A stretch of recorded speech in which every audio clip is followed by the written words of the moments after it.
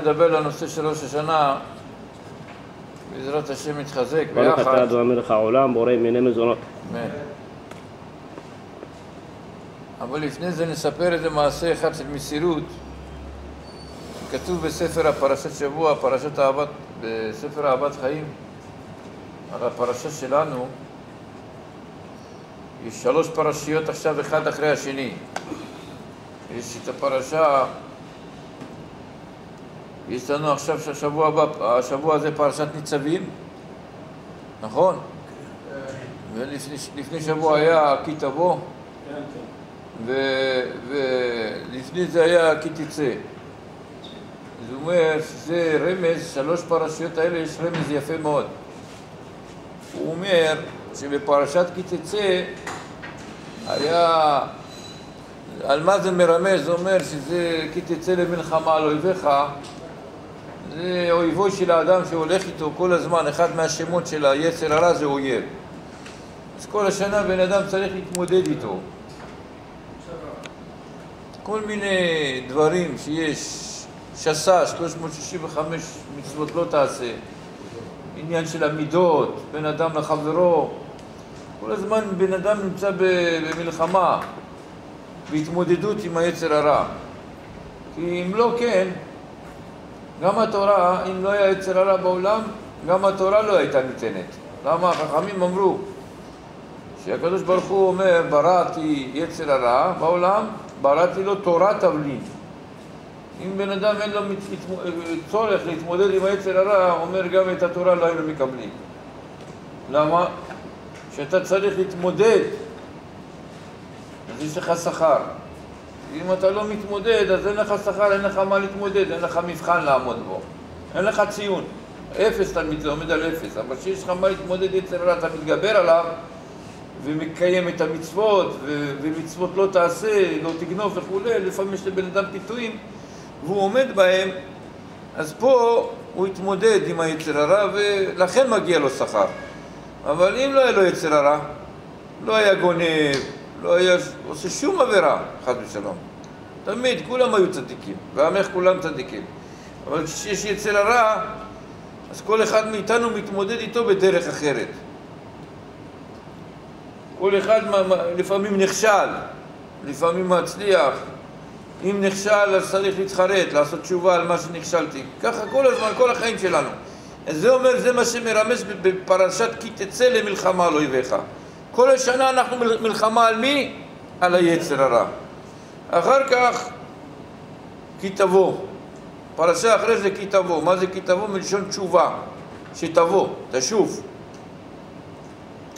מכל המעשים שלך אתה חוזר בתשובה. עכשיו, הנה הימים האלה שאנחנו נמצאים, מראש חודש אלול עד כיפור 40 יום, קמים לסליחות ברוך השם, מבקשים סליחה מהחברים שלנו, חוזרים בתשובה שלמה, מתחרטים, כולנו באים לבית הכנסת מוקדם, עושים סליחות, אחרי זה תפילה, ברוך השם, מתקבל ברצון.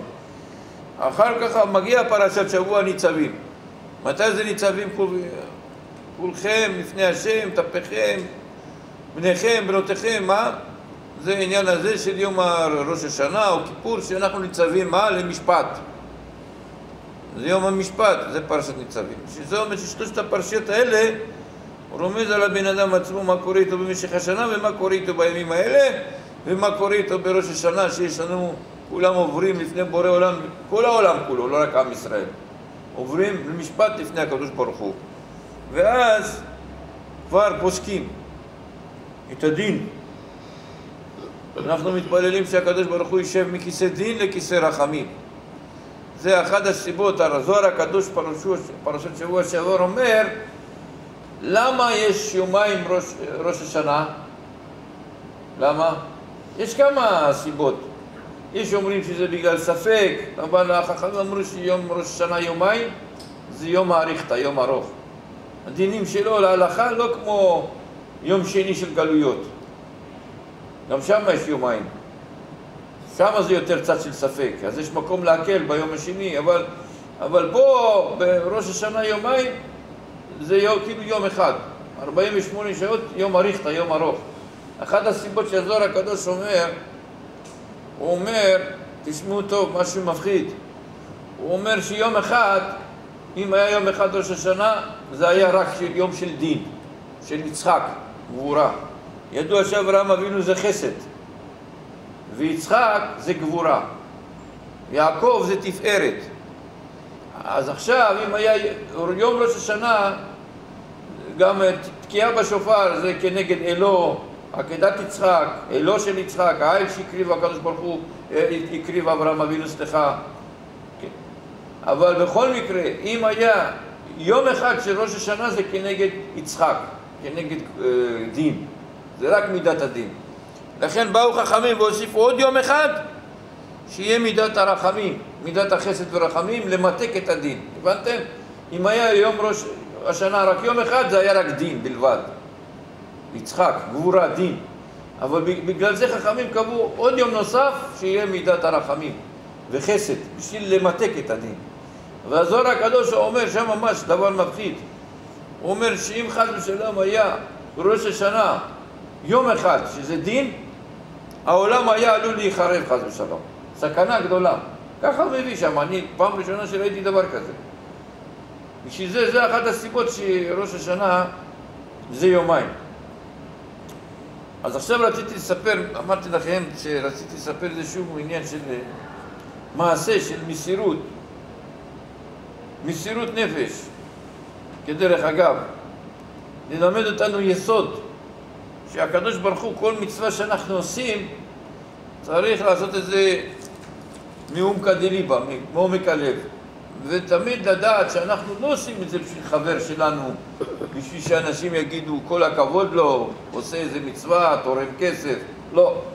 קודם כל אנחנו מקיימים את הציווי של השם יתברך. אז עושים נחת רוח לקדוש ברוך הוא. זה לא נחת רוח לבשר ודם, זה לבורא עולם יתברך שמו. כל מצווה שעושים. לכן, יש עניין, רבותיי, יש עניין שמה? שכל מצווה ומצווה, כמו שאמרנו, יעשה אותה בשלמות ובמסירות. יש מעשה אחד, הייתה אישה אחת שהייתה רגילה כמו עכשיו במשך השבוע לבוא בין למנחה וערבית ולשמוע דברי תורה מהרב, או איזה בן תורה שנותן תורה, דברי תורה. ויום אחד היה בדיוק ערב טבילה שלה במקווה, וכנראה הרב העריך קצת בדברי תורה, אז היא אחר כך מהבית הכנסת הלכה למקווה, וכבר היה מאוחר והמקווה היה סגור. היא מסכנה נכנסה ללחץ, אמרה אוי ואבוי, עכשיו שבעלה חס ושלום לא יבוא עליה בעבירה, אז היא פחדה, התחילה לבכות. גם ליד המקווה היה בית הכנסת שהיא הייתה שם, לא רחוק, הלכה ליד בית הכנסת, התחילה לבכות, מסכנה. ריבונו של עולם תציל אותי. טוב, תוך כדי זה שהיא מתפללת ובוכה, מה לעשות? פתאום הופיעה איזושהי כרכרה כזאת, מגלה עם סוס, ומהכרכרה היה שם זוג, היא מסתכלת, כאילו שני אנשים זקנים יושבים שם, בעל ואישה, מבוגרים. אומרים לה, גברת, תגידי, איפה המקווה פה? היא אמרה, המקווה לא רחוק מפה, אבל סגור. אמר הבעל, תראי, תבוא איתנו בעגלה, אנחנו נלך שם ליד המקווה, בטח הבלן, זה שאחראי על המקווה, שהוא פותח, מנקה אותו, הוא בטח גר קרוב למקווה. בואי תראי לנו איפה גר, איפה המקווה, טוב? הלכה שמה, הראתה להם, הזקן ירד, הלך לבית של הבן אדם, דפק בדלת, ואמר לו, תשמע, אשתי, הוא רואה בן אדם זקן, אשתי,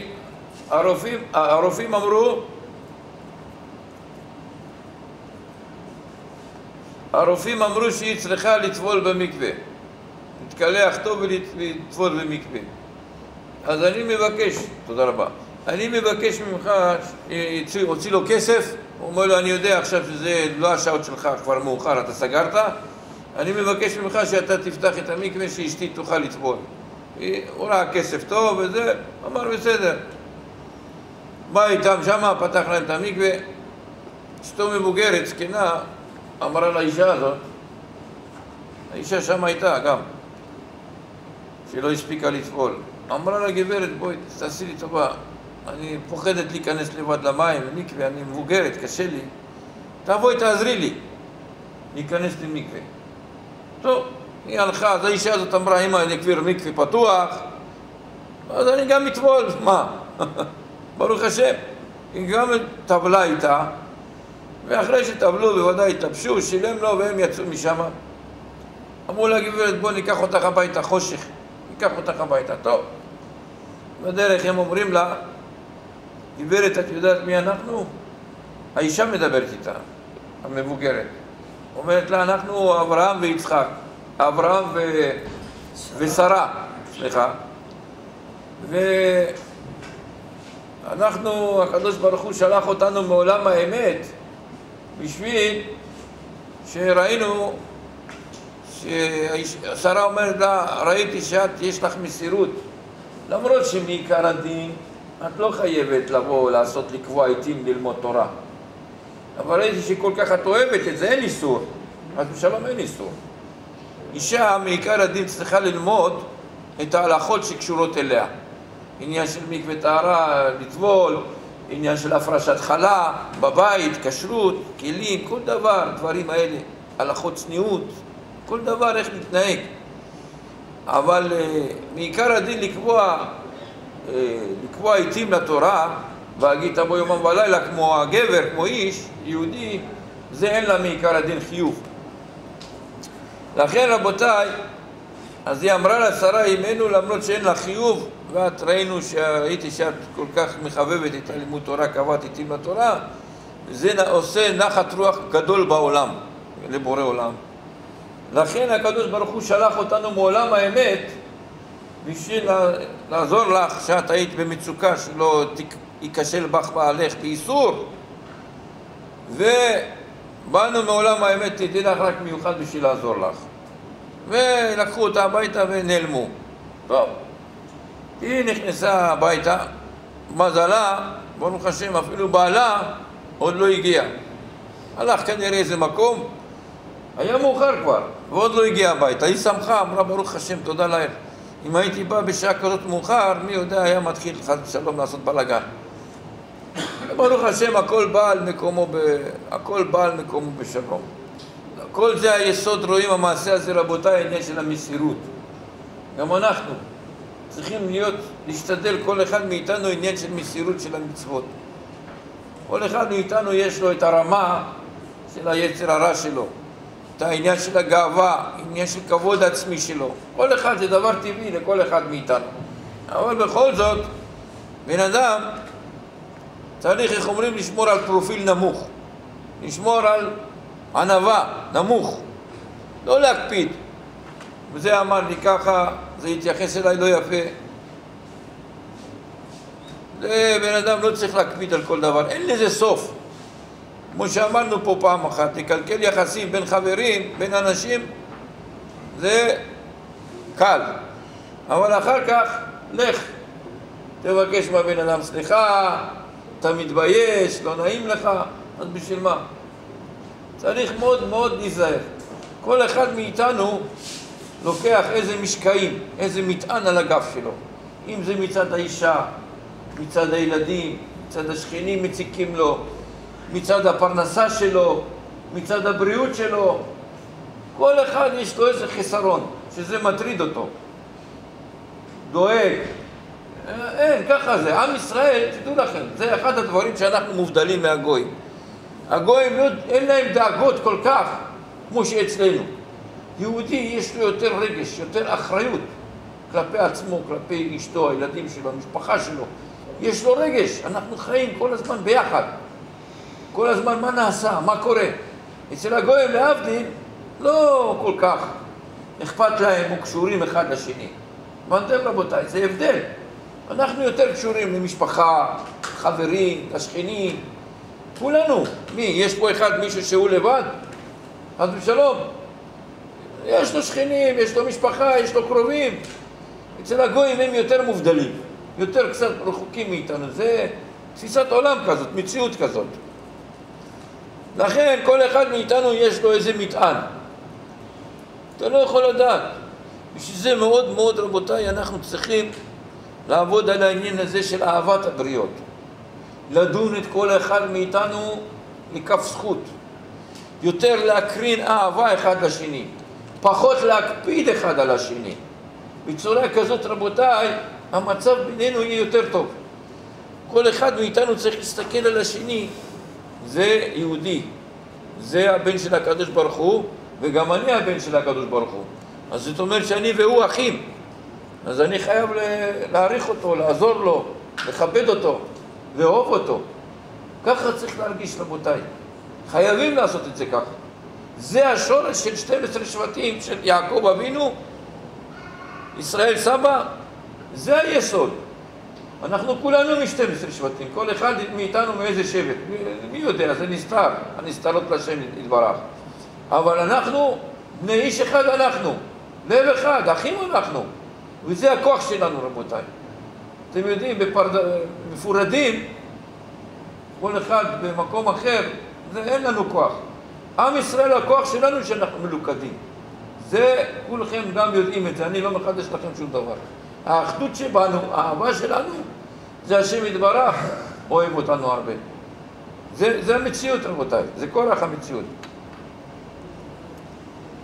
אומר פה הרב, רבנו אליעזר פפו עליו השלום בספר פלא יועץ, לגבי יום הראש השנה עצמו, אומר, ומצוות היום, רבותיי, להתעורר מאוד בהרהורי תשובה על בן אדם שעשה איזה דברים לא בסדר. אם יש למישהו משהו, איזה סכסוך או משהו כבר הרבה שנים, לא יגיד בן אדם, כבר עברו הרבה שנים, איפה זה? הלך מאחורי גב שלי כבר, לא קיים, זה לא נכון. אם יש דבר כזה, צריך לסדר את העניינים, אפילו אחרי 10-20 שנה. איזה עניינים? אם יש איזה סכסוך או משהו, ברוגז, חייב כסף, צריך ללכת לבן אדם, לבקש סליחה ולהסתדר איתו. למה? למה, רבותיי? גם אמרנו את זה פעם אחת פה. בעולם הזה אנחנו לא נסדר את הבעיה הזאת איתו, עם האיש הזה, בעיה של כבוד, העליב אותי, או אני העלבתי אותו, או חייב כסף, אז אחר כך, אחרי 120, יביאו את שנינו לבית דין של מעלה למשפט. לא תחשבו שיש ויתורים. אתה לא סגרת איתו את העניין הזה, פה, את התיק הזה, כמו שאומרים. ביקשת ממנו סליחה, או החזרת לו את הכסף, או סידרתם את העניינים ביניכם, או שהוא היה חייב לך, מחלת לו. גם אם אתה לא מחלת לו, תדעו לכם את זה. שאחרי 120, אנחנו נבוא לעולם מעלה, ופתאום יבואו שם דיינים, ויביאו תיק. יפתחו את התיק, יגידו בתאריך כך וכך פלוני, אתה פגעת בו, אתה חייב לו כסף, לא שילמת לו, נו. עכשיו מי ישלם את זה, רבותיי? מי יכול לשלם את זה, לסגור את התיק הזה? מי יכול? תגידו אתם את האמת. יש מישהו מכם שיכול לסגור את התיק הזה? אחר כך עולם מעלה יצטרכו להחליט איך לפתור את הבעיה הזאת. נו, אז מי מעוניין? מי מעוניין בזה? תסגור. רגע, מוסה. לא, הוא לא לקח איתו ארנק לשם. בשביל זה אני מחכה שלמעלה יבוא אליי. אתם מבינים? אבל מה? לפעמים, גם בשבילך זה לא טוב שיש את התיק הזה פתוח. אפילו אתה צודק, מוסה.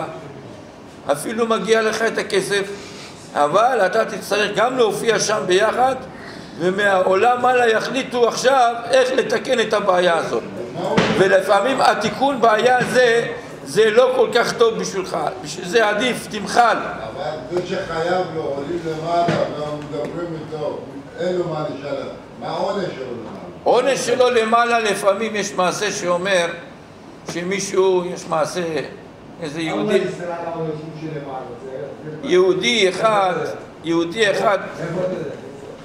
יהודי אחד היה חייב כסף למישהו שהוא גנב אותו, היה בעל הבית שלו והיה גונב לו, ואחר כך שהוא נפטר הוא עלה לבית דין של מעלה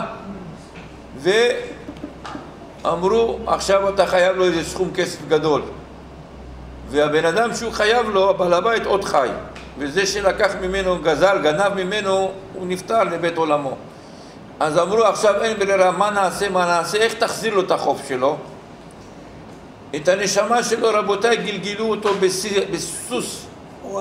סוס קטן נולד אצלו, אצל הבעל הבית, הייתה לו סוסה, ובסוס הזה הקטן היה מגולגל הנשמה של היהודי הזה, והוא גדל, ואחר כך הסוס הקטן הזה נהיה גדול והתחיל לעבוד אצלו. מבית דין של מעלה נגיד גזרו עליו שהוא, הסוס הזה יעבוד אצל הבעל הבית, שנשמה של יהודי הזה שהיה חייב לו כסף מגולגל בסוס, יעבוד אצלו 4 שנים, ועל ידי 4 שנים האלה שהוא יעבוד אצלו זה כפרה והחזרת החוב. אז מי מעוניין להתגלגל בסוס? נשמה, תדעו לכם, של יהודי, אם היא מגולגלת בבעל חיים, הנשמה מגולגלת בכל דבר, מה שצריך על התיקון שלה, לפעמים באבן, לפעמים בפירות, בגלל זה אנחנו מברכים על כל דבר שאוכלים, לפעמים בעלים, לפעמים בבעלי חיים. דוד המלך אומר, הצילה מיד כלב יחידתי, לפעמים בסוס, לפעמים בשור, לפעמים בעכבר. מי רוצה להתגלגל בבעל חיים כזה? אתם שומעים? נו, אני אספר לכם מעשה. לפני 4 שנים, 5 שנים, בבית הכנסת שבט אחים הישן, איפה שעוד עדיין בסחירות,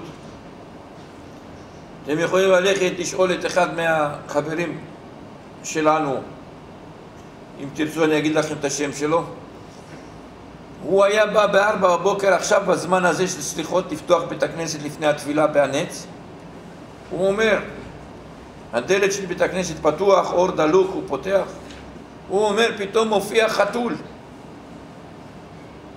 חתול נכנס לבית הכנסת, זה בעל חיים טמא. החתול נכנס לתוך בית הכנסת, הולך נכנס ליד ארון הקודש מבחוץ פרוכת, שם את היד שלו על הפרוכת, ככה מוריד את הראש שלו כמה דקות, עושה סיבוב ויוצא מבית הכנסת. לא יום ולא יומיים, כל בוקר היה בא. איזה 20 יום היה בא. הוא בהתחלה חשב החתול נכנס, יוצא החוצה. ואחר כך יום אחד הוא בא, אמר בוא אני אסתכל מה הוא עושה, הוא לא שם לב. הוא בא פתאום מסתכל עליו, הוא אומר תראה מה הוא עושה. אולי איזה 20 יום היה ככה עושה. נכנס ליד הפרוכת, יד שלו שם, ויוצא החוצה, בורח בבית הכנסת. מה תגידו על זה? זה נורמלי? דבר כזה. פה היה כל השנים היה. גם פה היה? הרבה. דבר כזה? הרבה חתולים. חתולים מסתובבים פה, לא עושים דברים כאלה, אבל זו תופעה לא רגיל. אז רבותיי, היה יושב שם על הכיסא אליהו הנביא. אתה רואה? כנראה הוא לא השתתף בברית מילה, אז הוא בא לשבת שם. לא, בהזדמנות. רבותיי,